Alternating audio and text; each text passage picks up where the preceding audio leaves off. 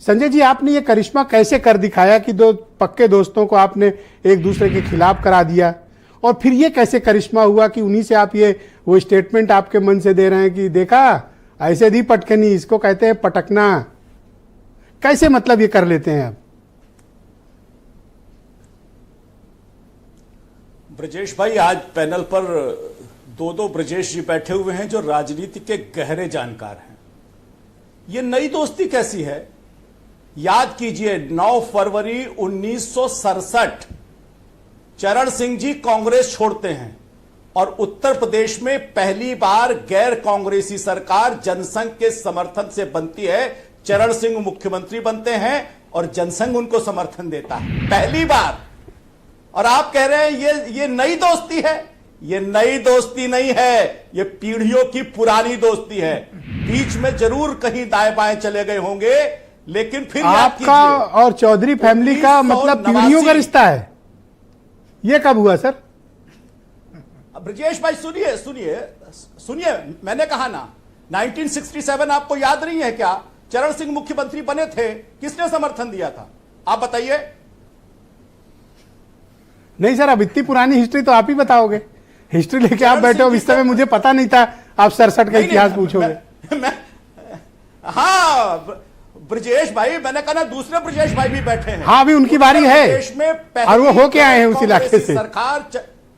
हाँ, बिल्कुल चरण सिंह जी के नेतृत्व में जनसंघ के समर्थन से उत्तर प्रदेश में पहली बार गैर कांग्रेसी सरकार बनती है। चरण सिंह जी मुख्यमंत्री बनते हैं। और दूसरी बात देखिए, मैं जिसको कह रहा हूं कि जो वास्तव में ये पलटी है, वास्तव में ये पटकनी है, वो क्यों है? एक और आप डेट जरा याद कीजिए। 1989 देश में चुनाव होते हैं, वीपी सिंह बनते हैं प्रधानमंत्री, और उत्तर प्रदेश में जनता दल के विधानमंडल दल का चुनाव होता है। अजीत सिंह और मुलायम सिंह यादव दोनों उसके विधानमंडल दल के नेता का चुनाव करते हैं, चुनाव के लिए खड़े होते हैं। क्या होता है उत्तर प्रदेश की राजनीति में?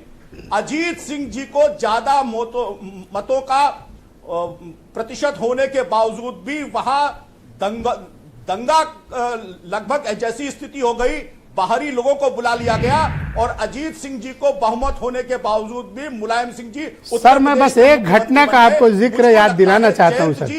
आप वो पार्टी हैं जिसने अजीत सिंह को बागपत जीतने नहीं दिया। जयंत जी, उन्हीं अजीत सिंह को आपने मुजफ्फरनगर जीतने नहीं दिया सर। और आज आपको कितनी चिंता हो रही है अजीत सिंह की। मुझे बड़ा इमोशनल हो गया सर आपकी बात सुन के। जब अरे ब्रजेश भाई, हाँ आप इमोशनल होइए। आप देखिए, जयंत जी राजनीति के शीर्ष पर कब पहुंचे? जब वो भारतीय जनता पार्टी एनडीए के साथ थे। और वो ये राजनीतिक दल अपने निम्नतम स्तर पर कब पहुंचा उत्तर प्रदेश की राजनीति और देश की राजनीति में? जब वो एनडीए से अलग हुआ। ये बताता है कि किसके साथ जाने पर इस राजनीतिक विचारधारा को सर्वोत्तम जनप्रतिशत मिलता है, सर्वोत्तम स्थान मिलता है। 9 एमएलए एक राज्यसभा, मुझे आप कह रहे हैं कि वो निम्नतम चले गए। ये तो अपने ही दोस्त का आप मतलब शायद अपमान कर रहे हैं। आप चाहें तो अपना स्टेटमेंट बदल सकते हैं, मुझे कोई एतराज नहीं होगा। ब्रजेश भाई, अरे ब्रजेश भाई, आपने देखा है ना कितने मंत्री रहे लोकदल के उत्तर प्रदेश के अंदर।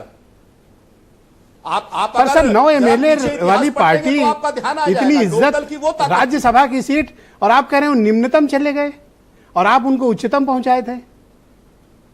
क्यों? बिल्कुल हमारे साथ आएंगे, बढ़ेंगे, और वहां जाएंगे तो घटेंगे। ये राजनीति का, और मुझको लगता है इतिहास की विवेचना करेंगे तो ध्यान में आएगा, वो हमारे स्वाभाविक साझेदार थे। और अगर हमारा स्वाभाविक साझेदार हमारे साथ रहेगा तो निश्चित रूप से सहायता। सर, ये कौन सा स्वाभाविक साझेदार थे कि आपके खिलाफ जब किसान आंदोलन चल रहा था, जयंत चौधरी ने 78 सभाएं पश्चिम उत्तर प्रदेश में आपके खिलाफ की थी। 78 सभाएं, और किसान आंदोलन को इतना बड़ा विकराल रूप दे दिया था कि आपको फार्मलाज वापस लेने पड़े थे। वही जयंत चौधरी हैं सर। ब्रजेश भाई, राजनीति का यही निहितार्थ है। लोकतंत्र में निर्णय कौन करेगा? लोकतंत्र में निर्णय तो जनता करेगी ना। जनता ने पश्चिमी उत्तर प्रदेश में क्या किया? और किसानों की बात करने वाले का क्या हुआ लखीमपुर के अंदर? एक सीट के दीदार को भी आंखें तरस गई राजनीतिक दल को।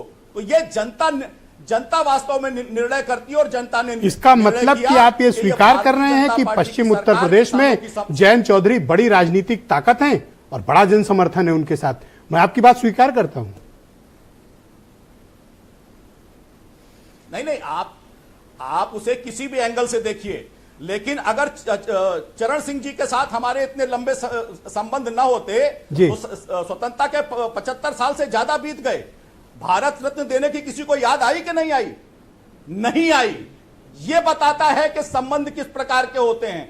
यह बताता है कि पीढ़ी दर पीढ़ी अगर उस विचारधारा को जो एनडीए के साथ आती है, हमारे साथ रहती है, तो वो मुख्यमंत्री भी बनते हैं, देश में कृषि मंत्री भी बनते हैं, आगे भी बढ़ते हैं। और अगर किसी कारण से हमसे छूटते हैं तो राजनीति में ये तो आप लॉलीपॉप दे रहे हो कि आप चीफ मिनिस्टर बना दोगे, कृषि मंत्री बना दोगे।